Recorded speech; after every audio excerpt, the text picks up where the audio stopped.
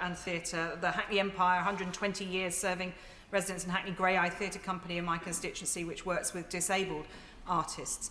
And it's great that there's been an announcement about support, but if you do the maths, it's quite a lot of organisations needing this money, and the Secretary of State for Culture has talked about supporting the main gems. So when will those local theatre companies know how much money they're going to get, and when will they get the cash? Chancellor.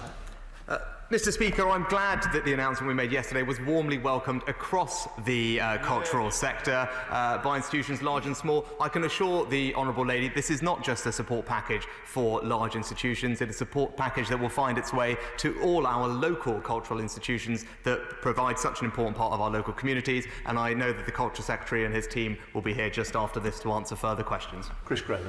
Thank you, Mr. Speaker. Can I also thank the Chancellor for yesterday's announcement? Very welcome. Could I, though, ask him to bear in mind those freelancers and those with other forms of employment in the sector who continue to struggle as he plans tomorrow and going forward. But, Mr. Speaker, we need to move ahead with a green recovery. Could I ask the Chancellor to consider providing additional incentives to develop a hydrogen infrastructure in this country?